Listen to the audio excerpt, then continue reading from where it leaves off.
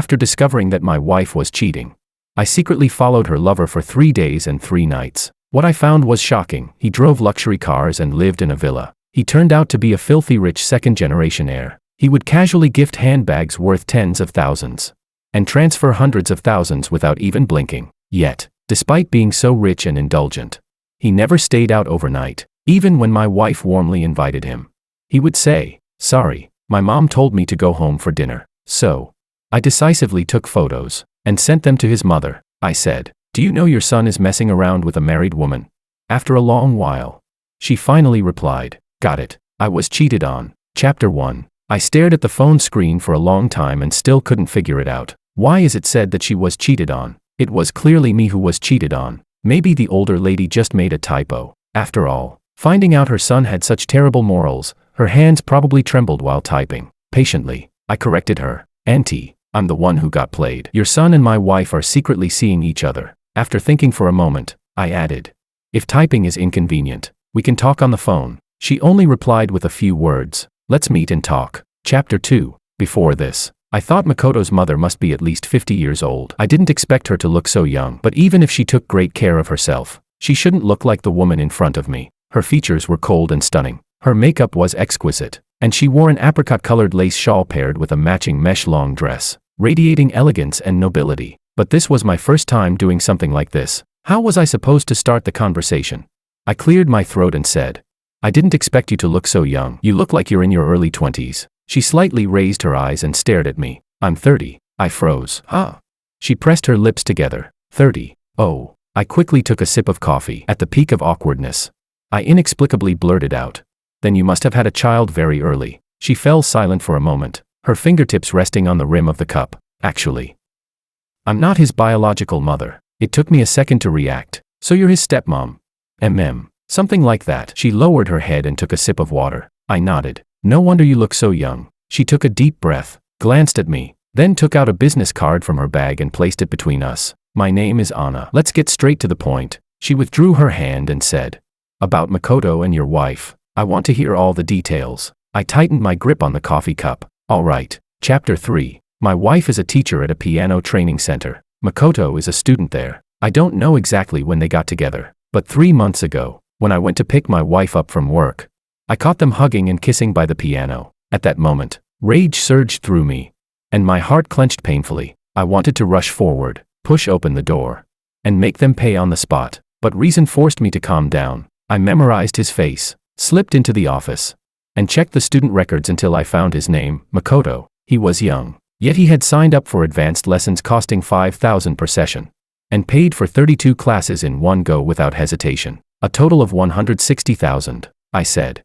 For someone his age, that's not a small amount. Anna listened with a calm, distant expression. She said, I remember he asked me for 200,000, saying he wanted to start a business, TCH, so he pocketed an extra 40,000. I couldn't help but complain inwardly. A doting mother really does spoil her child. If only I had a mom like that. Since I had only caught them once, I wasn't sure if it was just a fleeting fling or something ongoing, so I started following him. To my surprise, Makoto lived a life of pure indulgence. Not only did he not have to work, he slept until the afternoon every day before going out. He drove luxury cars worth millions, lived in a villa in an upscale neighborhood, and spent his time either partying or taking friends to high-end clubs to splurge. After following him for half a month, I was starting to feel depressed myself. I shook my head. Honestly, I find it hard to understand. With his conditions, I don't get why he would go after my wife. With his resources, he could have anyone. Anna's expression darkened slightly. Her lips pressed tight. Your wife must be quite young, right? I answered openly. No, ours is a woman-older relationship. She's almost 30. 30. Anna seemed genuinely surprised by the answer. She curled her lips slightly, then looked me up and down before asking with certainty. So, is she especially beautiful? I handed her my phone and showed her a photo of Willow. I shrugged. She's, all right, not even as pretty as you. She instinctively looked up at me, narrowing her eyes, her tone turning subtle. You think I'm prettier than your wife? I was momentarily stunned. Is that what I meant? I said. No, I mean, we're just ordinary people. We can't compare to you and your son. She stared at me for a while, then suddenly grabbed my phone. Her fingertip tapped lightly on the screen. She let out a cold snort. Seems like you've got good taste. I was speechless. I pulled my phone back and said word by word. Mrs. Sue, I came to you because I want you to keep your son in check, she replied. Of course I'll deal with him, she nodded, then looked up at me, her tone calm and distant. But I don't understand, your wife cheated. Do you still want to win her back? Her words were like a heavy hammer striking the deepest wound in my heart. I raised my hand. Of course not. I stood up, took a deep breath, and looked down at her. I just don't want my ex-wife to have the chance to marry into a wealthy family after we divorce. Anna remained seated, unmoving, lifting her eyes to look at me with interest. She asked, "What's your name?" I slowly extended my hand toward her. "I'm George Wang." Chapter 4. When I got home, Willow was moving a blanket into the second bedroom. I stood at the doorway, glanced at her, and asked, "What's going on?" She smiled sweetly at me and replied naturally, "I've been trying to lose weight lately. I need to wake up at 5 for morning runs, so I don't want to wake you up." Oh, I ignored her. More likely, she was trying to stay pure for her lover. I walked into the master bedroom, took out the business card, and started searching online. I had gotten Anna's phone number earlier from the property management at Makoto's residential complex. I wanted to know what exactly she did. To my surprise, when I searched her name, countless affiliated companies popped up, some of which I had even heard of. She was insanely wealthy. Well, that explained it. No wonder Makoto was such a pampered mama's boy. "Honey, do you want some coffee I made myself?" Willow suddenly appeared. I immediately shut my laptop, afraid she might see. She placed a cup of hot coffee in front of me. She let out a soft hum, then said cautiously, "I have a student, his family is pretty wealthy." She pressed her lips together and continued, "You know I've always wanted to open my own studio. He said he might be interested in investing, and wants to come to our place tonight to talk." I understood instantly. I looked up at her. "Which one?" "Makoto." When she said his name, her expression was completely natural, as if it had nothing to do with her at all. "Sure," I replied. "Then should I cook and show off a bit?" Willow waved her hands quickly. No, I'll do it," she said with a bright smile. "You don't need to do anything." I looked at her, feeling a brief moment of confusion. How should I put it? Willow wasn't ordinary looking. She had that refined, understated beauty, well-educated, gentle, the kind of woman who could easily marry up, if her heart had already changed. Why bother pretending so well? At 6 in the evening, Makoto came to my house. Willow went into the kitchen to cook, while I chatted with Makoto in the living room, looking at the medals and certificates in the cabinet. Makoto smiled. I didn't expect George to be so accomplished at such a young age. I leaned back against the sofa and replied casually, "Oh, is that really so surprising?" Makoto paused for a moment, at a loss for words. Then he said, "But living like this must be exhausting, right?" He shifted his gaze toward the kitchen, toward Willow. "Do you know why I came to your house for dinner?" He turned back and looked straight at me. "Because the property management told me that recently, there's been a suspicious person asking about me, so he already knew." Makoto leaned closer to me, lowering his voice. "I'm here to warn you." I narrowed my eyes, waiting for what he would say next. Chapter 5. However, the very next second, "Dinner's ready." Willow's voice cut in, breaking the strange tension between Makoto and me. At the table, Willow chatted with him while serving me food. I didn't take a single bite. Who would willingly act in a play with no audience? Makoto suddenly pointed his chopsticks toward the bedding in the second bedroom and smiled. "You two even sleep in separate rooms?" Willow replied naturally, "Yeah, we've both been really busy with work, so sleeping separately helps us rest better." Her vague wording would easily make people think we had been sleeping apart for a long time. I didn't expose her lie. Sure enough, Makoto believed it and shot me a smug smile. Expressionless, I put down my chopsticks and stood up. "Excuse me, I need to use the restroom." Then I turned and walked away. Willow instinctively glanced at me, but after Makoto called her back to attention, she continued discussing business with him. Makoto said confidently, "Don't worry about the money, I've got it covered. My family actually wants me to try finding some investment projects on my own." Willow, however, acted reserved. "Makoto, don't rush into it. I'll send you the proposal. You can decide after you've reviewed it." Makoto nodded. "All right, I'll take a look first." I stopped at the corner, took out my phone, and sent a message to someone. "Ms. Sue, Makoto is at my house. If you can't discipline your son, I'll do it for you." A minute later, she replied, "Go ahead. I don't have the time to deal with him." My eyes widened. This woman was truly something else. A moment later, I returned to my seat. Makoto seemed to be in an excellent mood. He glanced at me and joked to Willow, "Once your studio is up and running, you'll be the boss lady." Haha. Willow blushed and protested. "Makoto, what nonsense are you saying?" Makoto quickly corrected himself. My bad, boss. You'll be the boss." This was a meal I had absolutely no appetite for. I looked at Makoto carefully and said coldly. But for such a large sum of money, can you really afford it on your own? He met my gaze and sneered. This is nothing to me. My family has plenty of money. As long as I want something, there's nothing I can't get. Willow tugged at my arm. Honey, she gave me a look. I said. I'm just worried he might be pushing himself too hard. I smiled, then turned to Willow. I know you've always wanted to open a studio, so I recently contacted a friend. Why don't you send me the proposal? She's very interested in this. I slipped my hand into my pocket, felt the thin card, and without hesitation took it out and placed it on the table. Willow froze for a moment and read the name on it. Anna. Across from me, Makoto's expression changed instantly. He stared at me in disbelief, his earlier arrogance completely gone. I quietly enjoyed watching his expression shift. So, he really was afraid. The next second, Makoto's phone rang. That special ringtone, sharp and sudden, startled him badly. He gripped his phone, shot to his feet, and said nervously, "Ah, it's my mom calling."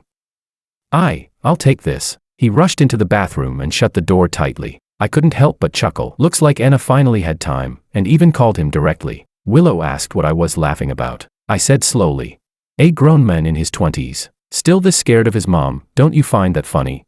Willow replied. No, she didn't smile. Instead, she picked up the business card and looked at me. "How do you know Anna?" I spread my hands. "A friend of mine happens to know her assistant and helped me get in touch." Just as I was about to take the card back, Willow avoided my hand and slipped it into her bag. "Then I'll keep it," she said. Less than a minute later, Makoto came out. His face looked terrible, flustered. He said he had to leave and hurried off. After Willow closed the door, she murmured in confusion, "What's wrong with Makoto?" I shrugged. Who knows? Maybe his mom told him to go home for dinner. I had lost all interest. As I turned to head back to the room, after just a few steps, someone suddenly hugged me from behind. Willow pressed against my back, her voice soft and alluring. "Honey." I closed my eyes, took a deep breath, pulled her arms away, and turned around. "Didn't you just say we'd be sleeping separately from now on?" Willow's expression stiffened slightly. Her lips moved, but no words came out. I smiled. "Good night." I walked into the bedroom alone. Chapter 6. The past few days, Makoto hasn't shown up for class. I heard it from Willow. She lightly tapped her cheek and said, "Do you think something happened to him?" She checked her phone frequently, but there were no messages. I casually said, "Maybe it's because of the investment. He probably couldn't come up with that much money, so he's just cut off contact." I passed by Willow and walked toward the door, laughing. "Do you really have high hopes for him?" Willow furrowed her brows. She turned around and stared at me. "Where are you going?" "Meeting a friend." I grabbed my car keys. She complained, "You've been going out alone a lot lately." I met her gaze. "Do you want to come with me?" She nodded, about to walk over, when her phone rang. She glanced at it and then looked at me apologetically. "There's something I need to take care of." "All right." I interrupted her, then left the house. The friend I was meeting was a divorce lawyer. The lawyer said, "The divorce agreement has been drafted." I handed him the photos I had taken of Willow and Makoto on their dates, mostly shots of them holding hands, hugging, and other intimate interactions. He shook his head. "As evidence for her infidelity, these aren't sufficient." I put the photos back in the envelope. I asked, "What level of evidence do I need for you to be confident that you can help me secure all the assets?" He asked me in return, "All the assets?" I looked up and confirmed, "Yes, I want her to leave with nothing." Before I left, the lawyer told me that more direct evidence was required. More direct. I pulled out my phone, found Willow's location, and drove there. It was a winding mountain road. Willow and Makoto were standing by the roadside. I couldn't hear what they were saying, but Makoto reached out to grab her hand, and Willow coldly pushed him away. I sat in the car, quickly snapped a photo, but when I checked the photo, I saw that Willow was looking in my direction. Damn it, she recognized my car. My heart raced. I looked up again, and Willow was walking toward me. I couldn't let her see me.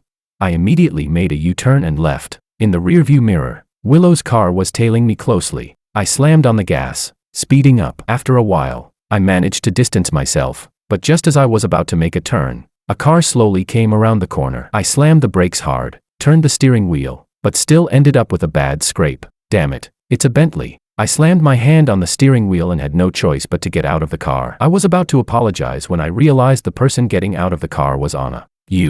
Thankfully, she still remembered me. Anna looked at my ostentatious car, then rolled her eyes, practicing drifting.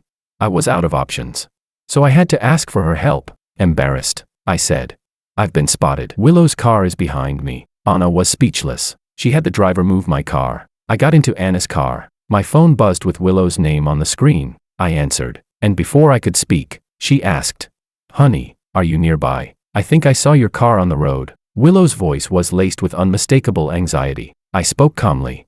"My car got into a minor accident, so it's probably been taken to the shop for repairs." "Oh, I see." Willow breathed a sigh of relief. "Are you okay?" "I'm fine," she asked. "So where are you now? Should I come meet you?"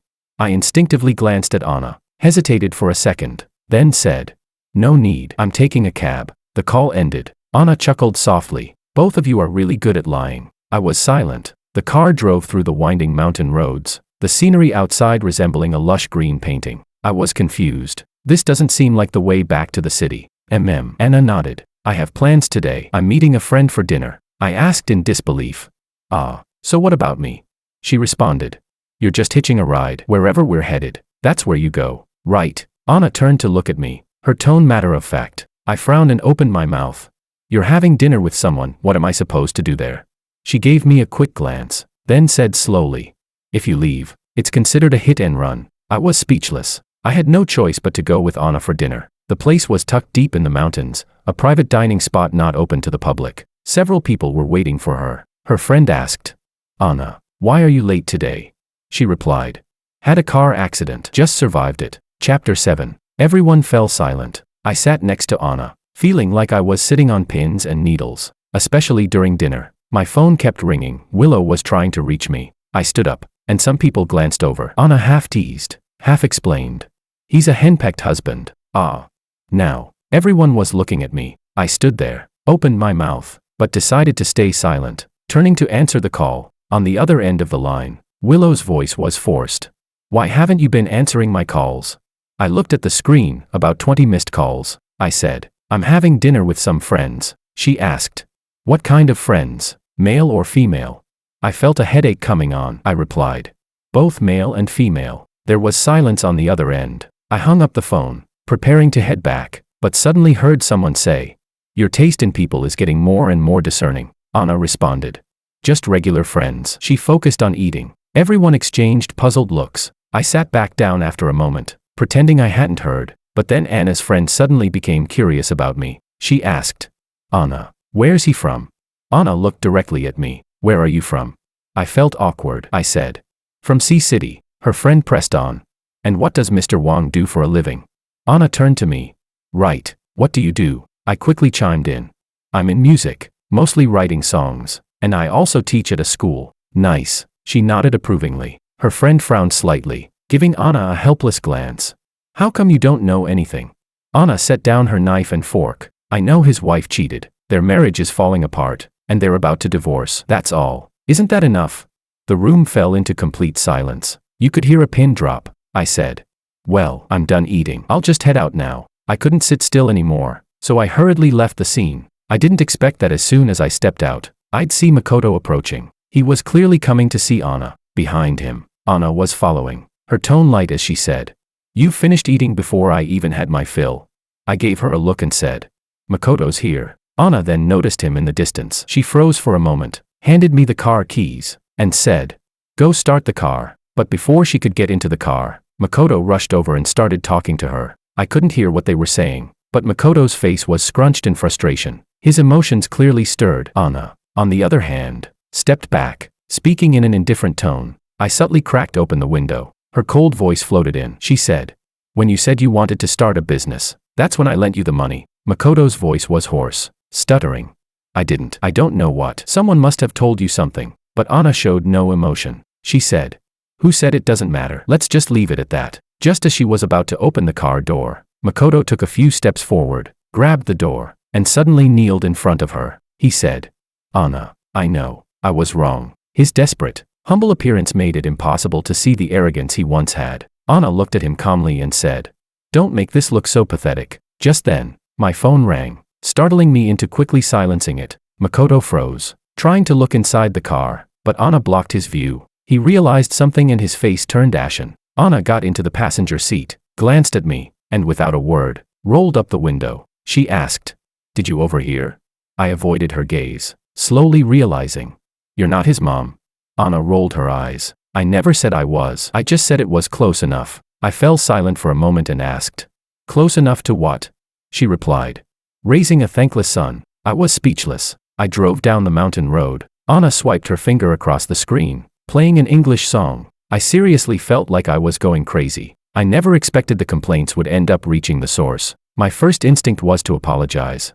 I'm sorry. In the end, I just couldn't control my wife. Ah, what a useless husband. She suddenly sighed. Chapter 8. I wiped my face. Stunned by her remark, with a stiff smile, I replied. Miss Sue, it seems like you have a problem with me. She snorted and said. No, I've been played. That's just how I talk now. She added. Hope you can understand. She had just said everything, I retorted. I've been played too, so why should I understand you? She kept scrolling through her phone without showing any sign of being offended. She said. Oh, so you only forgive your wife. I get it. If you want to make it through life, there's always a bit of green on your head. Of course, you'll choose to forgive her. I was speechless. The car took a sharp turn, and Anna leaned back slightly, her words abruptly cutting off. The view around us filled with lush green hills. The English song hit its climax. I love this stretch of road, Anna suddenly said. I glanced at the mountain view ahead, which was indeed very green, but my phone vibrated again. Willow kept calling. Anna noticed too. She seems to call every 10 minutes. I silenced the screen and said, I don't know what's going on with her lately. Anna looked at me and said, people who cheat have less security than those who don't because they know what they're doing when they're not answering their calls. I couldn't help but laugh in frustration. Does she still suspect that I'm the one cheating? Anna silently turned her gaze away, her tone tinged with some disappointment as she said, I guess you're not planning to cheat on her to get back at her. I was speechless. After a while, the music suddenly stopped, and Anna's phone rang. She looked at the incoming number, frowned, and pressed the answer button. Hello. Sorry, is this Anna's assistant? Anna's Bluetooth was connected to the car, and the voice was on speaker. So in an instant, I recognized the voice. My body stiffened. Why was she calling? Anna, oblivious, said. This is Anna. How did you get my number? The person on the other end paused for 3 seconds, and their voice turned unexpectedly cold. I'm George's wife. Anna Sue froze, not speaking. Willow's voice came through the speaker, mixed with some static. She said, Ms. Sue, sorry to disturb you. I couldn't get in touch with George. He mentioned he was having dinner with you, but I'm not sure if you're still together. Ah. Anna looked at me in disbelief. I immediately waved my hand, signaling that I hadn't said anything like that. Willow was fishing for information. Anna understood the situation and said, I wasn't having dinner with him. You must be mistaken. Willow replied. Maybe I made a mistake. Sorry for disturbing you, Anna said. It's no big deal. She paused for a moment before slowly adding. However, Miss Lou, if you can't reach your husband, you should call the police station, not randomly call a stranger. It's quite rude, don't you think? Willow's voice was silent for a while. She said, Ms. Sue, you wouldn't understand. Of course, I'm home alone, calling around to find out where my husband is. Yes, it's rude, but compared to these small things, I care more about where my husband is. Her voice dropped lower, each word deliberate. I care more about who's destroying my family. Anna furrowed her brows, no longer smiling. Willow continued. So, am I offending you with all of this? I gestured for Anna to hang up quickly. Anna found an excuse and said, Sorry, I have another call coming in. Willow's voice was eerie but calm. I didn't say anything. My last name is Lou. Chapter 9. Anna hung up the phone with a look on her face as if she had seen a ghost. She trembled and said, Pull over. I can't take it anymore. She got out of the car to get some air, clutching her chest and muttering, She thinks I'm the mistress. How terrifying. Anna seemed to be rambling, so I said, Being in this line of work must be really stressful. I sighed. You let something slip. Anna pouted. Did you marry Sherlock Holmes? You stalk her. She interrogates you. I gave a self-deprecating smile. Unfortunate marriages make great detectives. Anna rolled her eyes at me and replied irritably, How did she get my number? I shrugged. You gave me your business card, and she must have taken it, Anna said. Well, I'm blocking her then. She lowered her head, fiddling with her phone. After a moment, she looked up at me and said, I added you on WeChat. Make sure to accept. I was caught off guard. She broke up with Makoto. So why did she want to add me on WeChat? Was there still a reason to stay in touch? Thinking about everything that had happened today, especially the image of Makoto kneeling in front of her, I couldn't shake it from my mind. I didn't want any involvement with her. I said, Ms. Sue, I'm not divorced yet. Let's not keep in touch. She paused, raised her eyebrows, and looked at me thoughtfully. What do you mean? I carefully chose my words. I'm a proper man. Anna was speechless and said, Oh, So I'm not proper. She sighed deeply, bit her lip, and narrowed her eyes slightly. You mean to say my wife seduced my boyfriend, and I didn't even take it up with her? Then she calls me, accusing me of things, and I'm called a mistress without any reason. And now you say I'm not proper. I didn't mean. She didn't give me a chance to speak. She continued. I've been deceived for money, mistreated, and called a mistress. I've had enough. Now I just want to crash into all of you idiots. Saying that, she suddenly grabbed my arm and started walking toward the front of the car. You come with me. No, calm down, Anna. This is a society governed by law. There are surveillance cameras everywhere. She was seething with anger. You know it's a society governed by law, she snapped. She continued. I'm on my only day off, trying to have a meal, and I meet you speeding through the mountains. Do you know the speed limit is 40 here? How fast were you going? I froze for a moment, struggling to recall. I said, 85. She fumed. 85. If I wasn't following traffic laws, you would have hit me and killed me. She grabbed my ear, pulling me to the spot where the car had been damaged. She scolded. Look at what you did to my car, and you're still refusing to add me on WeChat. Are you planning to run away? I felt both ashamed and nervous. I said, MS. Sue, I'm sorry. I take full responsibility. She finally let go of my ear and, in a bad mood, threatened. Are you going to add me or not? Fine, I'll add you right now. She commanded. Pin me to the top, I responded. Okay, she said. Make me a special focus, I replied. Why a special focus? Anna paused for a moment and said, my car is expensive. I'm going to ask you for compensation. Don't act like you don't see it. All right. I chose to surrender. Damn capitalist. Making so much money and still asking me for compensation. I squatted on the side of the mountain road with Anna. I pulled out my phone and began operating it right under her watchful eye. She said, don't hide me from your WeChat moments. I responded. All right, she said. I want to be pinned above your wife. I couldn't take it anymore and shot her a glare. Anna clapped her hands, stood up, and said, fine, wife comes first. Finally, we reached an understanding. Chapter 10. Half an hour later, the car entered the city. I said I had to leave first to avoid being seen by Willow. She asked, so what if she sees you? Can you stop being so scared of your wife? I didn't explain, just awkwardly changed the subject. This car is Southwest hard to drive. Anna leaned over to look at me, her voice heavy with meaning. Maybe it's because you've never driven a good car before. I was taken aback. I unbuckled my seatbelt and got out of the car. She still stared at me, then blinked and said, go ahead. I walked a few steps, then thought about saying something when I looked back, but she was already driving off, almost out of sight. Apparently, she could drive quickly too. As the sky darkened, the streetlights slowly flickered on. I had been busy all day and walked wearily along the sidewalk. I stopped when I saw Willow ahead. I asked, what are you doing here? She linked her arm through mine, her expression as usual. You said you were taking a cab. I figured you'd get off around here. She stared at me, seemingly watching my reaction. I wasn't sure if she had seen Anna's car, but since she didn't say anything, I didn't want to bring it up. I stayed silent. She stood on tiptoe, leaned close to my neck, and sniffed, carefully confirming something. There's no scent of perfume, no smell of alcohol, but gasoline. Her nose was really good. Maybe I should come back as a dog in my next life. I frowned and said, like I said, when you crash into someone, the smell of gasoline is pretty normal. She wrapped her arm around mine again. As long as you're okay, that's all that matters. I didn't say anything, just brushed her hand off me. She asked, what's wrong?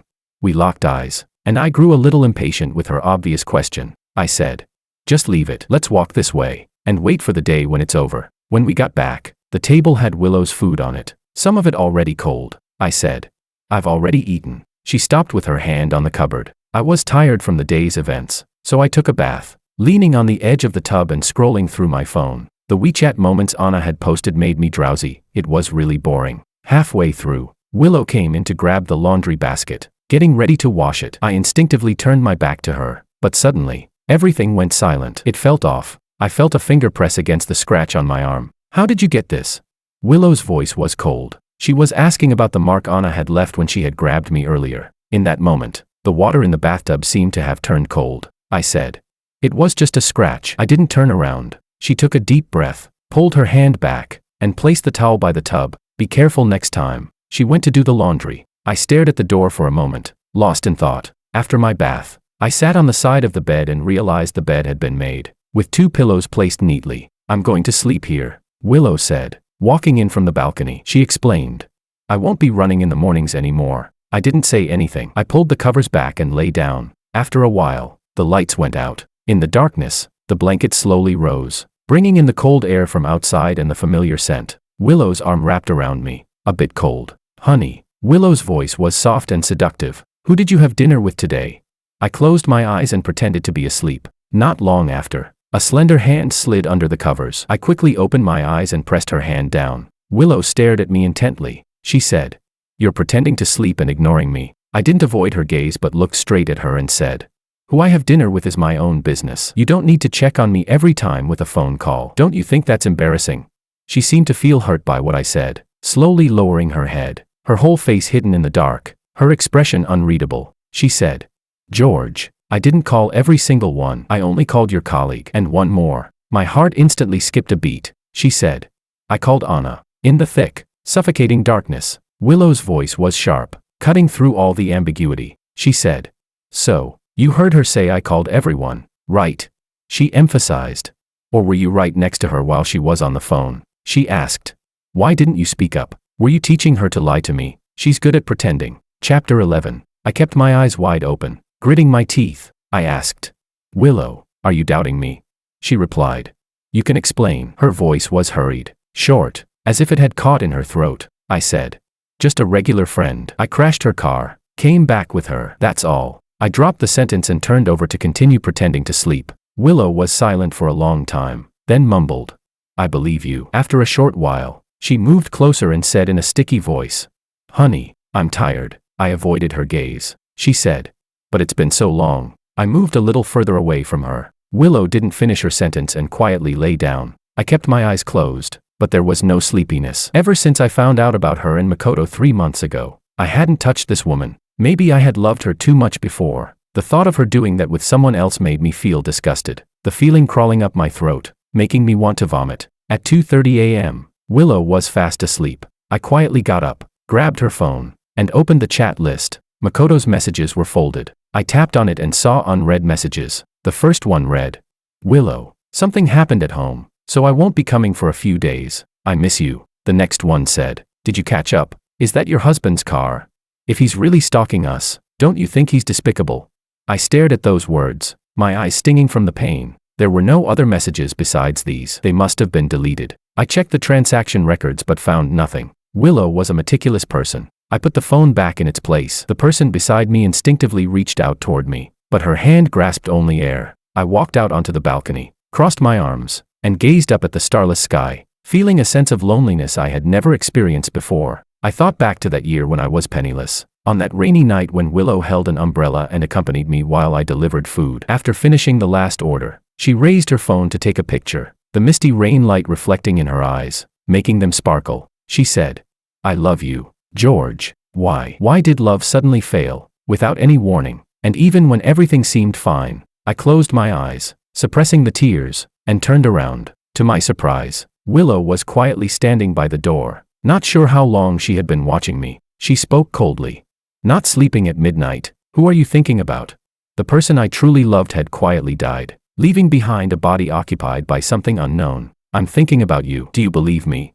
Willow heard this and coldly laughed. We brushed past each other. Chapter 12. The next morning, as I was heading out to work, Willow followed me into the elevator. She said, "I'll go with you." I stood still, confused, looking at her. It seemed like she had completely forgotten about last night. With a cheerful tone, she added, "Your car was sent for repairs, right? I'm going that way today. It's on my way." She even remembered that. I had to give her credit. I said, "I'll just take a cab." As I took out my phone, she quickly snatched it from my hands. "I want to come with you." Willow looked at me sideways, and just then, an ear-piercing notification sound rang out. She froze for a moment, about to look at the screen, but I quickly grabbed it back. Willow asked, "You don't like setting special alerts, do you?"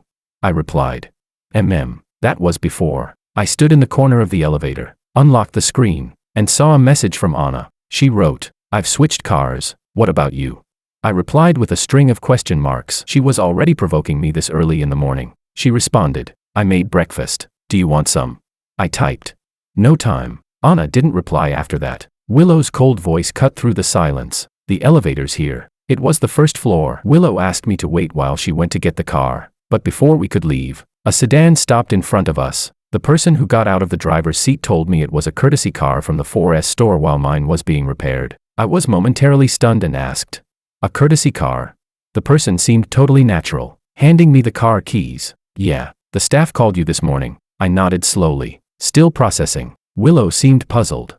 "They're giving out such nice cars as courtesy cars now." She stood beside me and looked up with a soft smile. "Honey, just drive my car. It's been a while since we've gone to work together." I hesitated for a moment before taking the car keys and getting into the car. I said, "No need. You go ahead with your things." In the rearview mirror, Willow's expression was wooden, her figure shrinking as I drove away. I pulled my gaze back and noticed a cardboard box on the passenger seat. I reached for it, feeling it was warm, probably the breakfast she had made for me. Suddenly, a weight lifted off my chest. At noon, I received a call, this time actually from the 4S store. "Mr. Wong, your wife just requested to retrieve the historical driving data and records." I asked, "Did you give it to her?"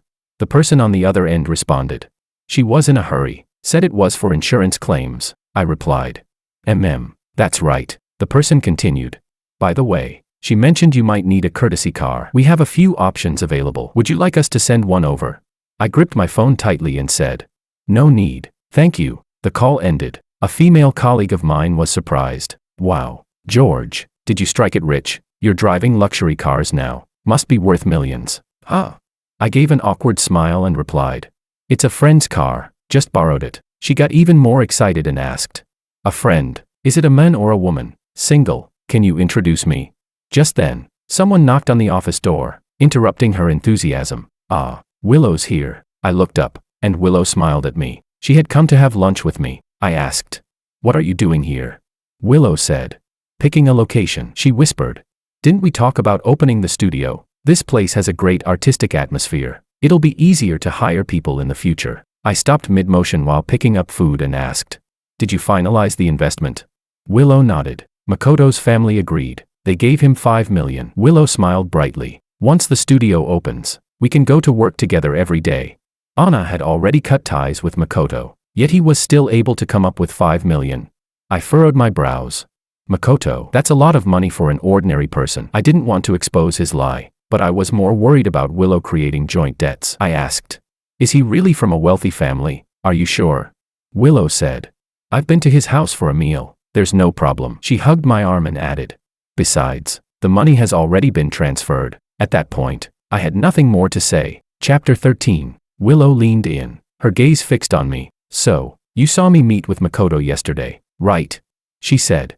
"He only came to talk about a partnership." "You saw, we met outside, barely exchanged a few words, and I went right after you." "Honey, I didn't want you to get into that car accident. I just didn't want you to misunderstand me." "Really?" she added, a hint of grievance in her voice. "If I had known, I wouldn't have chased after you." I stood there, stunned, my gaze unfocused. The only reaction I had was pulling my arm away. Seeing my cold response, Willow's expression fell. She furrowed her brows and said, "Ever since I started thinking about starting my own business, you've always been like this. I know you don't support me and don't understand me, but even so, I've managed to secure investment. I just want you to understand that women can have their own careers too." She bit her lip, staring at me. "I know sometimes I can be willful, not listen to advice, but I've realized my mistakes. Will get better than before." I remained silent. It made sense, but the problem was, I wasn't interested in hearing it. I glanced at my watch and said, "It's work hours. I'll head back now." After work,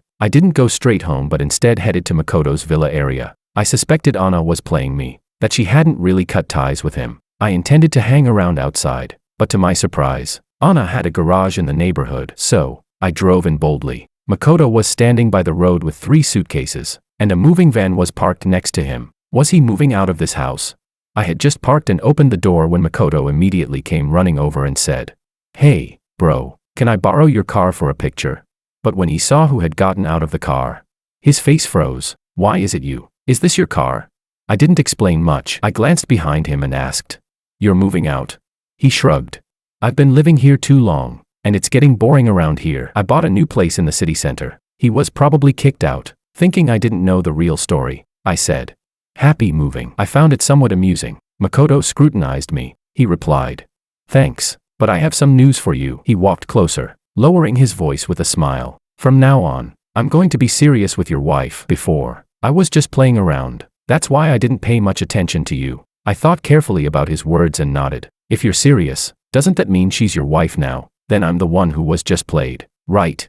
Why you? Makoto was speechless. Two men in suits approached from a distance. The one in front looked familiar. It was Anna's assistant, the one who drove her. He saw me too. Mr. Wong, what are you doing here? He joked. MS. Sue is selling one of her properties here. Are you interested? I've brought the agent along. I was speechless. A few million for a property. Are you kidding me? He said. I'm not kidding. I turned around, and Makoto was already gone, along with his suitcases and the moving van. The assistant said nothing, just smiled. I asked him about the car insurance claim. He told me that this was personally handled by MS Sue, and he wasn't involved. I couldn't help but feel frustrated. The assistant then made a call to Anna. We agreed to meet at a new Chinese-style boat banquet restaurant later that evening. The boats were quietly docked by the lakeside, reflecting the colorful lights of the city. Anna arrived on time, but just as she stepped in front of me, the boat suddenly swayed. She lost her balance and fell toward me. I instinctively reached out and caught her securely. Thank you. Chapter 14. Perhaps the scenery tonight was too beautiful. She didn't say anything unpleasant. We sat facing each other. Anna said, I sent you the repair bill in advance. Have you looked at it? Is there any problem? The dishes were prepared on a large boat in the middle of the lake, and the waiter rowed the boat to bring them over. So most of the time, it was just me and her on the boat. I pinched the space between my eyebrows and said, MS Sue, I know your car isn't cheap, so it's normal for the repair costs to be higher. I'm not saying anything about that. But what does lost wages and mental distress compensation mean? And yesterday was the weekend. She replied, I work on weekends too. I'm always on duty. I responded, isn't the lost wages fee a bit too high? She said, I earn a high income. I can't help it. I frowned. The problem is, with this quote, the insurance won't cover it for me. She said, accepting personal transfers. I took a deep breath, forcing myself to suppress my emotions, and asked, Anna, are you trying to scam me? Her expression was calm as she said, do you want to meet my lawyer? I was so angry I stood up, staring at her, locking eyes for a moment before sitting back down in silence. I said, MS Sue, where do you want me to get all this money from? I only make over $20,000 a month. If I don't eat or drink, I'd still be in debt for 10 years. And you know, my wife cheated on me with a student. I've already been through enough. Can you show some mercy and cut me some slack? Anna picked up a piece of bamboo shoot with her chopsticks. She said, the way you're saying this, it sounds like you're hinting at something. She glanced at me, raised an eyebrow and smiled. Luckily, I'm a decent person, so your wish won't come true. I couldn't believe it. I was so angry I almost laughed. I said, fine. I'm not a decent person. Okay, but what about you? You know I don't have much money, yet you come up with such an exorbitant compensation fee. What does that mean? Don't tell me. You've been bringing me breakfast and lending me your car just to make me pay. She replied, very well. I'm glad we've cleared the air. She put down her chopsticks and looked me in the eye. She said, George, I like you. I stood there stunned for a long while, feeling uneasy as I stood up. She said, if you're single now, maybe we could take it slow. But to fall for a married man, I'm not going to be the other woman. So first, I need to make sure you can get a divorce as soon as possible. Anna took a step forward. I instinctively took a step back and bumped into the red lantern hanging from the cabin. She stopped right in front of me, so close that I could feel her breath. Anna slightly raised her eyes and asked, what do you think? The cabin was narrow, and with both of us standing so close, it felt even more cramped. I turned my head to look outside. The lights on the boat swayed, and the light on the water swayed too. I thought for a long time. I said, I will divorce, but it has nothing to do with you. Anna looked down and smiled. Good. She slowly turned around and stood beside me. She said, I haven't been in a relationship for a long time. Makoto was introduced by a friend. He's sort of a boyfriend candidate in the trial phase. There's nothing going on between us. Otherwise, I wouldn't have ended things with Willow so easily. I turned my head and said, why are you telling me this? What does it have to do with me? Anna turned her head and gave me a side eye, deliberately slowing her voice as she said, since you've told me something unrelated to you, I should share something unrelated to you as well. I was left speechless by her words. A breeze suddenly blew in, as if someone had lightly tapped the surface of the lake. The boat swayed gently with the ripples. The sound of the water beneath the boat spread up through the cabin and into my ears. Chapter 15. When I got home, the living room light was on, and Willow was still awake. You're back, Willow greeted me. I casually responded, noticing that the dining table was empty. She said, you didn't come back for dinner, so I didn't cook. Then she added, I ordered takeout. I nodded. After that, I walked towards the bedroom,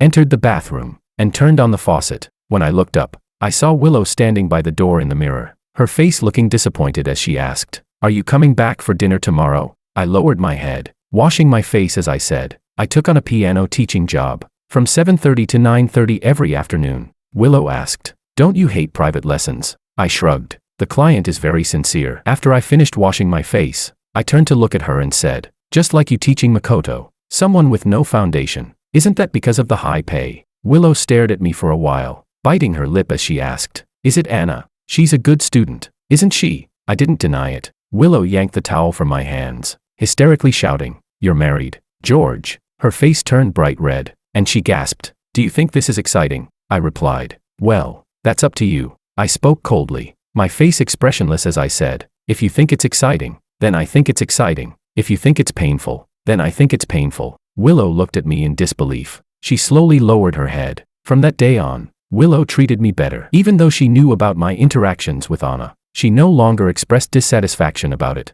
Perhaps, subconsciously, she realized that this relationship had reached an irreparable point, so she tried to create the illusion of a last-ditch effort. As for Anna, her existence or absence had never been the key issue. Of course, during this period, Willow also did some things that I couldn't understand. For instance, she deliberately bought the same perfume that Anna wears and asked me if it smelled good. To be honest, the fragrance was very faint, and before Willow pressed me, I hadn't even noticed that Anna wore perfume. But indeed, the moment I smelled it, I immediately thought of her. Willow said mysteriously, if you like it, I'll wear this one from now on. I ignored her, but Willow's actions had already caused a sort of mental disturbance in me. While playing the piano at Anna's place, I couldn't resist saying to her, why don't you change your perfume? Anna stretched out her long, fair fingers, pressing a few keys, producing off-key notes. She snorted, we're not even dating. Why should I care about her? I thought for a moment, closed the sheet music, propped myself up on the piano, and bent down to look at her. I said, what if I buy a new perfume and give it to you?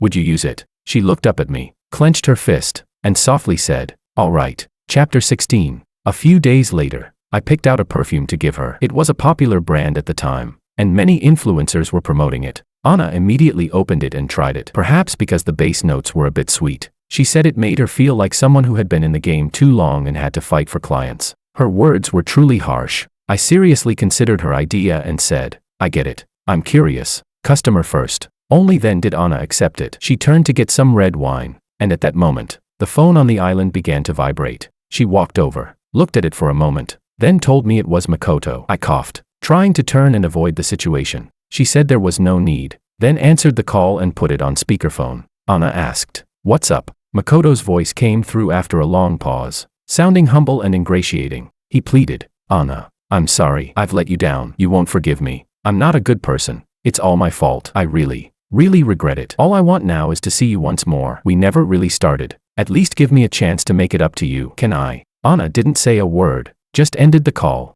I asked, aren't you going to meet him? Anna looked up at me and said, he says, see me for the last time. Who knows what kind of trick he's trying to pull? I asked, how much did you spend on him? How could he send 5 million in cash to Willow? Anna shook her head. Just the money he claimed he'd invested in some startup. Not as much as you think. You say he sent 5 million. Maybe he has money of his own. He's probably scammed a lot of people. Clearly, Anna didn't want to continue this conversation. She stared at me intently and, with a complicated look, asked, why haven't you talked to your wife about getting a divorce? My heart froze for a moment. I put down the wine glass and said, I need to find direct evidence of her affair. Anna interrupted me and asked pointedly, is it for the lawsuit, or do you need it for yourself? Both. I said it without hesitation. There was nothing to hide. I even emphasized, I need both. I do need it. Anna stared at me for a moment, then didn't press further. Instead, she came over and gave me a hug. She said, I understand. This hug wasn't charged with any romantic tension. It conveyed only understanding and support. I lowered my head and could still smell the faint fragrance, her perfume from earlier. Only when I got closer did I realize how sweet the bass notes really were. The closer I got, the sweeter it became. She whispered, don't make me wait too long. Chapter 17. The divorce agreement with Willow was lying in my bedside drawer. I hadn't locked it. Willow cleaned the room every day, so maybe she had seen it, maybe she hadn't, or maybe she was pretending not to see it, waiting for me to bring it up. The lawyer told me that if I wanted a quick divorce, it was better to get the other party to sign the agreement. He said, after all, suing would waste several years. Getting Willow to agree to a peaceful divorce was nearly impossible. So from the beginning, I had been preparing for a lawsuit. I asked, why are you suddenly advising me? The lawyer smiled and said, it just feels like you're more urgent than before. I was stunned for a moment, then gave a wry smile. When I got home, Willow had made a large spread of food. She said, "You said you were coming back for dinner. So I came home early and even bought a fish. Come to think of it, it's been a while since I made such complicated dishes." Looking at the sumptuous meal, a sense of melancholy rose in my heart. "Thank you," I said. Willow froze for a moment, a smile tugging at her lips. She said, "My hands are a bit dirty. I'll wash up and we can eat together." The meal was very quiet. Willow stood up, took the dishes to the kitchen, and asked if I wanted to go watch a movie. She said, "We watched this movie on the computer when we were in school. It's being re-released this week. Didn't you say that when you had the chance, you'd take me to see it in the theater?" The sound of water running from the faucet muffled her voice, but she sounded in a good mood. I took a deep breath. I said, "Willow, actually, there's something I need to tell you." Her back stiffened for a moment. Willow turned off the faucet, leaving the dishes in the sink. She didn't care and turned to face me with a smile, but her words were hurried. She said, "I've picked the location. We're about to start the renovation, and I've already sent you the design drawings. Have you looked at them? How is it? I'm really tired lately, and I have to supervise the renovation myself." She rambled on about this and that, wiped her hands dry, then grabbed her phone and said she had to go out. I sat alone in the living room for a long time, pulled up that movie she mentioned, and watched it from start to finish. The end credits were still rolling. I placed the divorce agreement on the desk in the study, but from that day on, Willow never came back. What I didn't expect was that I ran into Makoto at the school where I was working part-time. "Yo, George, long time no see." I was standing at the podium, hadn't spoken yet, but Makoto didn't hesitate to greet me. The look in his eyes told me he was coming for me. Sure enough, after class, Makoto walked to the front of the podium. He said, "Can we add each other on WeChat? So if I have any questions, I can ask you." The other students hadn't left yet, and occasionally, someone glanced over at us. I exchanged a look with him and added his WeChat. Although the course was aimed at non-professionals, an interview was required, and most of the students were people from the industry. I went to find the department head. She was surprised and said, "He's the one Willow recommended to me. Didn't you know?" I froze for a moment. Chapter 18. Once I left the house, I called Willow. She didn't answer at first, but I kept calling, and finally, she picked up. I asked, enunciating every word, "Why did you send Makoto to my place?" Her voice was soft as she replied, "That's something from before. He said he wanted a place where he could learn more systematically, so I recommended your place." "Willow, can you just be a person?" she said. "I didn't mean to." I interrupted her. "What? Do you think it's not enough for you to serve him alone, and now you want me to be involved?" I was almost gritting my teeth as I said, "You can quit your job and become his boss's wife, but I still have to work. I'm busy and tired. I don't have time to be a part of your little play." I was furious. I punched the railing, unable to hold myself back, and cursed. Also, "Stop crying in front of me, acting like I'm not supporting your startup, or that I don't understand you. How am I supposed to support you? You casually talk about mortgaging the house and taking on $2 million in debt, and you act like it's nothing. After a few good days, you think you can keep acting this way? Yeah, you quit your job, failed at your business, and wiped away some tears. But guess who's going to clean up the mess? It's me. You want to do whatever comes to your mind, but I'm not obligated to follow you down that road. And now you send Makoto over." In the end, Willow cried and said she could make Makoto drop out, but I refused. If he dropped out now, the department head would definitely figure out the relationship between the three of us. I could only try to reduce the number of courses I was taking. Even then, I couldn't completely avoid Makoto. During a practical lesson, he played a piece very well, and the other students were impressed with him. He stood up, turned to face me, and smirked. "My girlfriend also teaches piano. I guess I've been influenced by her," he said. In front of the whole class, he openly provoked me. I calmly responded, "That's good." After the class was over and everyone had left, I was tidying up when Makoto walked up to me and asked, "Hey, when are you going to divorce your wife?" I looked up at him and casually replied, "What's in it for me?" He shrugged and said, "Of course, there's something in it for you. You've checked the hotel records and found nothing, right?" I stayed silent. Makoto smiled slyly, one hand resting on the corner of the podium, and he took a step forward. He stroked his chin and said, "Have you ever been to a place? There's nothing there. Only cold lines. The person can only stand, but everywhere is a point of force. There, you can completely control the other person, and they can only give you everything." I didn't understand what he was talking about. Makoto, however, smiled indifferently. He said, "George, you're really pathetic. Your wife is with someone else, and you're just swallowing your pride. Take my advice. Get a divorce as soon as possible and save yourself some dignity. Otherwise, who knows, you might even end up taking care of my kids." Haha. I clenched my fists, my expression dark. He clearly noticed. but just smiled and took a half step forward, saying, "Oh, you want to throw a punch? Go ahead. But think carefully. You don't want to lose your job and your face in the process." Before he could react, I slammed a punch into his nose. Makoto covered his face and cursed. "You really hit me. Fine. Just wait." I didn't care. I could always find another job. Just as I was about to speak, a woman's voice suddenly came from nearby. "If I expose all the blackmail I have about you pretending to be a rich second generation and scamming people, what do you think will happen? I have videos, photos, handwritten apology letters. I could post it for 3 days straight and still not finish." Makoto turned in shock, as if he hadn't expected this person to appear. Anna. Chapter 19. I didn't know when Anna arrived at the back door of the classroom. She walked in with a neutral expression, and Makoto, noticing her, took the initiative to speak, lowering his voice. "Anna, what brings you here?" Anna gave him a glance, her voice emotionless as she replied, "Didn't you want to see me?" Makoto was stunned for a moment and then laughed. "How did you know I was here?" Anna ignored him, walking past him and coming over to stand by my side. She asked Makoto, "Weren't you being so arrogant just now? Why did you stop?" Makoto's eyes showed disbelief. His face turned complex as he became incoherent. You guys, so it was you. George, you're the one who's been stealing from me. How could you do this?" I rolled my wrists and replied, "I don't need to explain myself to you." Makoto clearly wanted to confront me, but with Anna standing there, he had to suppress his anger. He said,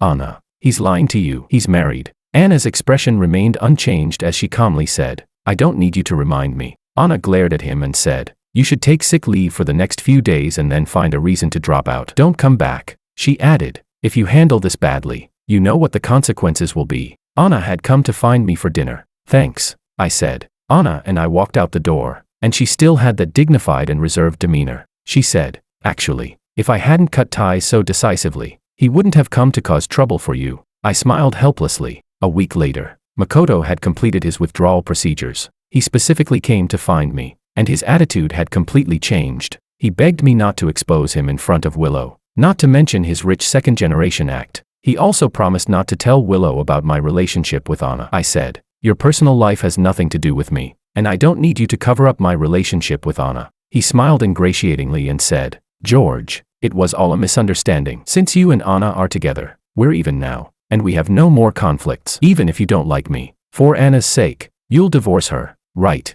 He looked at me with hopeful eyes, but I remained silent. He became anxious and said, "I know, I've wronged you. I deserve it. But my love for Willow is real. I deceived her about my identity, but my feelings for her were genuine. For her, I gave all the savings I had." Makoto left. After he withdrew, the other students started gossiping about him, saying that he acted wealthy but always skipped out on paying the bill during meals. The department head also became curious and asked about our relationship. I brushed it off, saying, "He's just a relative of a friend, not very familiar." The department head nodded thoughtfully. I had a feeling of relief, like surviving a near miss. Then the department head suddenly asked, "How do you know the president of Longshore Group?" I was stunned for a moment and asked, "Who?" She said, "Anna. She said you introduced her to us for the donation event. She donated 3 whole buildings. The ceremony is coming up, so remember to attend." Ah, this person was so random. At the donation ceremony, I was asked to go up on stage to thank her. As I handed her the flowers, she shook my hand and hugged me.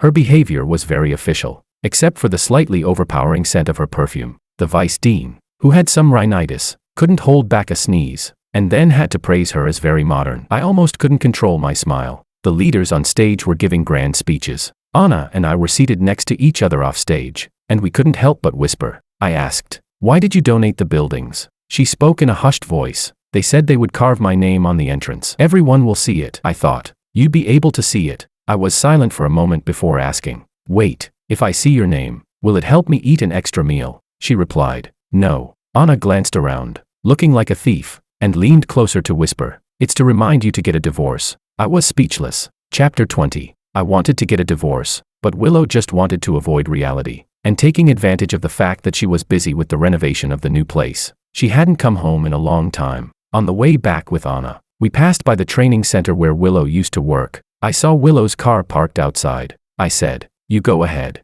I'll talk to her." But Anna said, "I'll wait here." I entered the center. The place was empty. Some people were moving things. Others were cleaning. I looked for an older woman and asked where Willow was. Her Mandarin was unclear, but she seemed to say that Willow was in a meeting with the boss to talk about the follow-up on equipment purchases. I had no choice but to keep walking. I went upstairs, All the doors were open except for a small door near the bathroom, which was closed. It surprised me a little, so I pushed the door, but it was locked. The cleaning lady saw me and asked, "Mr. Wong, do you need to use the bathroom? The one over there is still available. This accessible bathroom has been out of service for a long time." Accessible bathroom?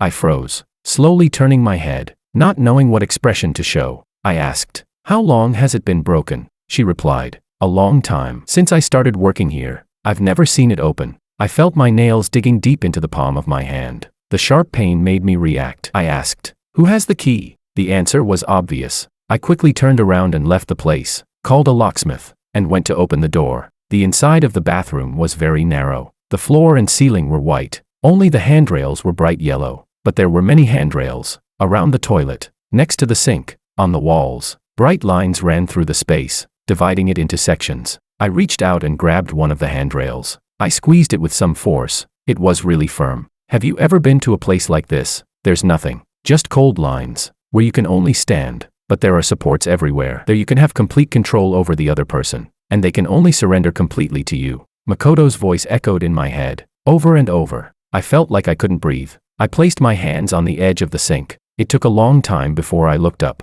and I saw my reflection in the mirror. My face was the image of extreme discomfort. At that moment, I felt like I had become two people. I should have felt cold, but the person in the mirror had a horrendous expression. I fell into a state of confusion. Even through the mirror, I saw Willow, standing behind me, embraced by Makoto, both tangled up with each other. Suddenly, I turned around, raised my hand to hit the vision, but in the next second, I stopped. "George?" Anna looked at me confused. That's when I snapped back to reality, stumbling a step forward. Anna, surprised, quickly held me and said, "What's wrong with you?" I looked at her silently, my mind completely disordered, not knowing how to calm myself. Suddenly something occurred to me. I lowered my head and got closer to her. Alarmed, Anna pulled away, calling me, "George?" Her tone changed. She then began to look around, her expression thoughtful, but she opened her mouth as if she thought her idea was too absurd. I steadied myself and, with little energy, said to her, "Help me close the door." She nodded, turned,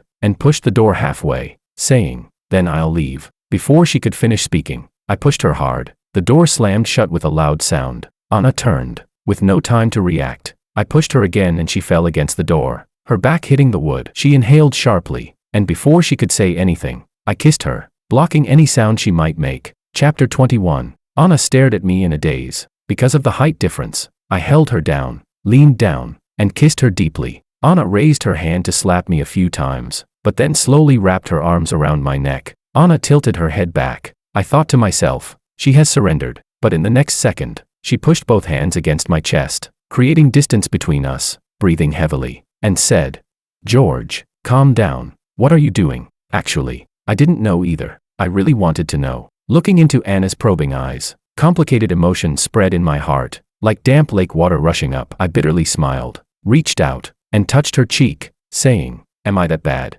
Anna? Where am I worse than that Makoto? Does it matter?" She looked up and met my gaze, then shook her head, saying, "No, you're much better than him." I gave a self-deprecating smile and asked, "Then why do you like him?" Anna's eyes reddened as she said, "George, I'm sorry, I'm not Willow." I froze for a moment. Did she think I mistook her for someone else?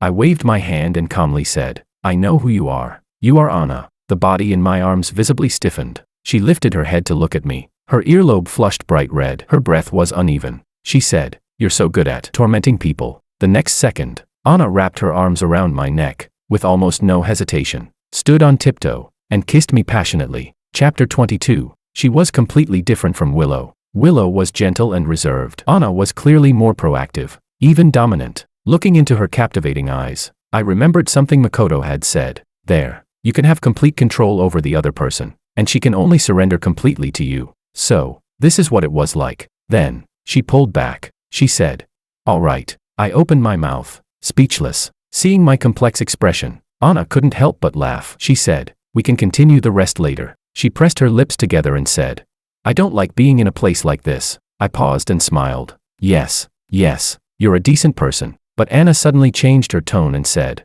"I like places with a wide view." I was speechless. Suddenly, a rustling sound came from the other side of the door, as if someone was unlocking it with a key. The next second, the door opened, and Willow stood at the doorway, her face dark with anger. She bit her lip and said, Didn't you know there are cameras outside? I didn't speak, just stood there and straightened my clothes. Willow was triggered by this move and rushed over to grab me. But Anna suddenly spoke. Willow, we finally meet. She looked Willow up and down, the corners of her mouth curling into a complex, cold smile. Willow glanced at her, almost gritting her teeth, and said, "Ms. Sue, you should keep your distance from other people's husbands." Anna Sue took half a step forward, her expression disdainful as she said, "What if I say no?" Willow glared at her, her eyes red, but after locking eyes with Anna for a moment, she finally snorted and said, "I won't fall for your tricks." She turned to me and said, "You should apologize to me, George." I suddenly let out a cold laugh. I said, "Apologize for what?" "For being in the same place, doing the same thing as you. Do I need to apologize for that?" Willow's clenched fist tightened. She said, "I don't know what you're talking about." I shrugged and stared into her eyes, my tone aggressive as I said, "Really? When you opened the door earlier, there was no one outside, because you had already arrived, right? You waited until we were silent, then decided to open the door. What are you afraid of? Don't you know?" I remembered Anna's words. People who cheat are more insecure than people who don't cheat, because they know what they're doing when they don't pick up the phone. She reddened her eyes, hysterically saying, "I didn't want to embarrass you. I'm not embarrassed enough already." I cursed. Willow froze for a moment. I tiredly rubbed my neck, exhaled, and said, "Let's get a divorce." "Willow, every moment I've spent with you has made me sick." Willow remained silent for a long time before murmuring, "I love you, George." Chapter 23. I slapped her. I couldn't help it. I just couldn't stand the pitiful look she was giving me. Anna, Willow, and I found a private room to talk. Willow regained her calm composure. As soon as she opened her mouth, she made her stance clear. She wouldn't agree to the divorce.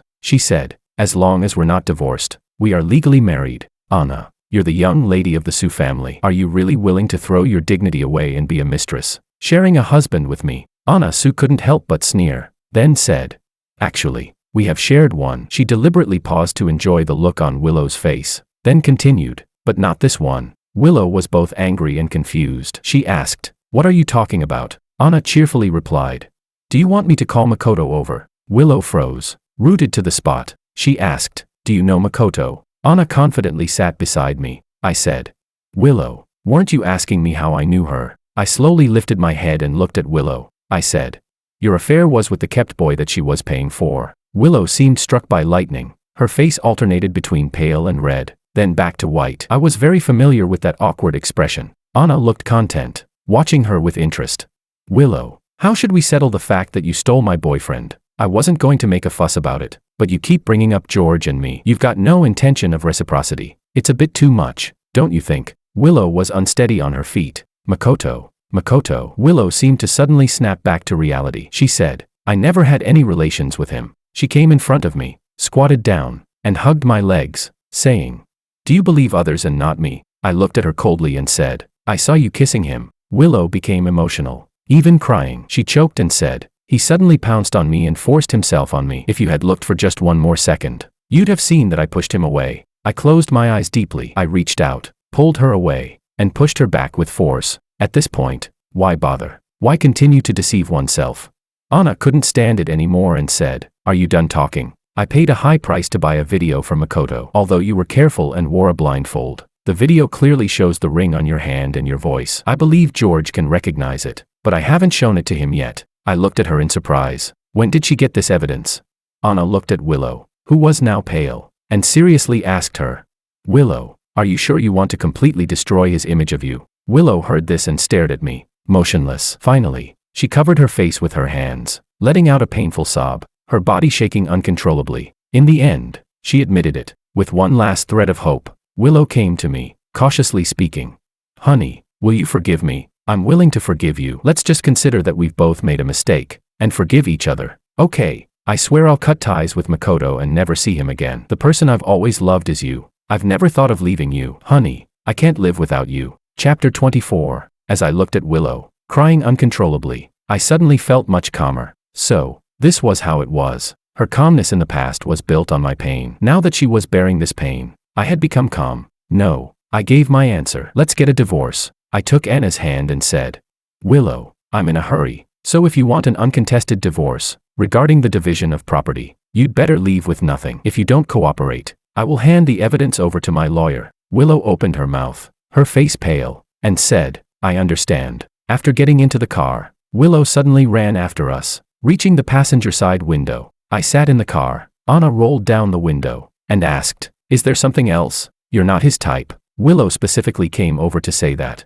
Anna merely smiled lightly, saying, "Taste can be cultivated." Anna turned her head away and slowly rolled up the window. The car accelerated, and Willow's figure was soon left far behind. I stared ahead, saying nothing, thinking about nothing. I don't know how much time passed before Anna suddenly spoke. "What do you think?" "What?" I didn't know what she was asking. Anna said, "About my type." Her gaze turned evasive, and her tone was uncertain. "You seem to prefer gentler girls." I paused and said, "I don't think so." "You do," Anna replied confidently. "Willow figured it out, so she adjusted herself to the type you like." She paused, turned to look at me, and said, "Now I've figured it out too, but I won't do that. I want you to like the real me." I was stunned for a moment, as if I understood something. After a while, I nodded and said, "I will." She said, "Good. Now, let's go eat." Anna tilted her head, her lips curving into a faint smile. She said, "Congratulations to you, and congratulations to me." Chapter 25. Willow signed the divorce agreement, transferring all the property to me. She pushed the agreement in front of me. She said,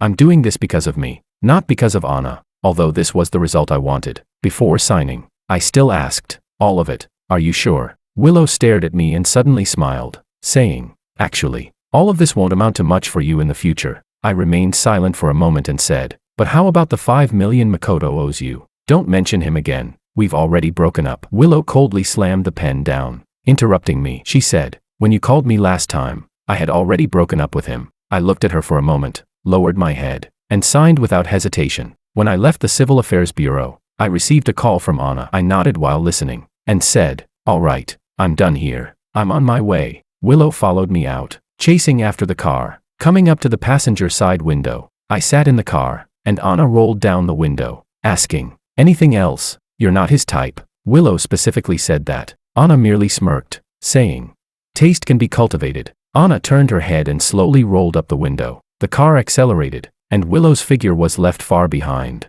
I stared ahead, saying nothing, thinking nothing. I don't know how much time passed before Anna suddenly spoke. "What do you think?" "What?" I didn't know what she was asking. Anna said, "About my type." Her gaze turned evasive, and her tone was hesitant. "You seem to like gentler girls." I paused and said, "I don't think so." "You do," Anna replied confidently. "Willow figured it out, so she adjusted herself to your type." She paused, turned to look at me, and said, "Now I've figured it out too, but I won't do that. I want you to like the real me." I was stunned for a moment, as if I understood something. After a while, I nodded and said, "I will." She said, "Good. Now, let's go eat." Anna tilted her head, her lips curving into a faint smile. She said, "Congratulations to you, and congratulations to me." We arrived at my place, and Anna had already arranged for the moving company and the real estate agent to be there. It was quite a show. Willow had just gotten out of the car when Anna pointed at her and instructed the people around her, "Just follow her upstairs. Movers, move. Photographers, take pictures." Willow looked pale,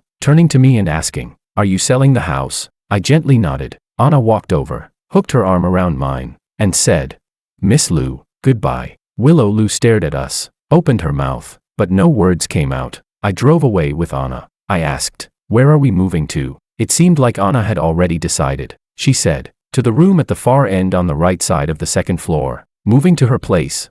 I cleared my throat and said, "What for?" She didn't answer directly. Instead, she winked at me and said, "It has a great view." I was speechless. I could only focus on the road ahead, but inside, I was feeling a bit restless. Soon, I found out that the room at the far end on the right side of the second floor did indeed have an amazing view. Anna dragged me inside, her eyes full of desire. I cleared my throat and said, "Anna." She wrapped her arms around my neck, holding me tight, and said, "Why are you calling my name? Let's get to the point." And so, by the floor-to-ceiling windows, our entwined figures shattered the sunlight streaming into the room. Anna fell into the soft bed, lying in my arms, staring at me for a while. Her gaze deepened, her lips were wet and shining, her voice hoarse as she said, "When I first met you, I thought you'd be some scary guy coming to demand answers. I never expected a tall, handsome guy like you to walk in and tell me your wife cheated on you, like something out of a movie. Do you know how that made me feel?" She smiled slightly and said, "I forgave the trouble Makoto brought me in 1 second." I sighed helplessly and said, "So, you had planned this from the start, right?" She leaned closer and whispered, "Half of it." "Yes." I asked, "What's the other half?" She replied, The other half was hesitation. I thought your wife must be so beautiful. That would have been tough, right? I smiled and pinched her chin, my thumb brushing over her lips. She said, You ruined my lipstick. I said, It looks better this way. Anna stared at me intently, her gaze becoming subtle. She leaned in to whisper in my ear, her voice trailing with a teasing tone. You're done for. I'm not a serious person in bed. I widened my eyes and said, But we just. Before I could finish, her kiss silenced me. After that, new thrills surged within us. We almost forgot everything around us, simply getting closer, taking, responding, over and over again, as if the whole world only existed for us. After getting up, I looked out the floor-to-ceiling window at the scenery, a vast expanse of green mountains, the view wide and unobstructed. The sky above the mountains was a soft blue, with the occasional bird flying by, chirping loudly. I stood there, holding a cup of water. Anna reached out her hands from behind and hugged me. She said, George, what are you thinking about? I turned around, hugged her, pinched her chin, and looked down at her. I said, Summer is here. She lowered her eyes gently, holding me tighter. She said, That sounds romantic. We slept through to summer. The rainy, confused spring had ended.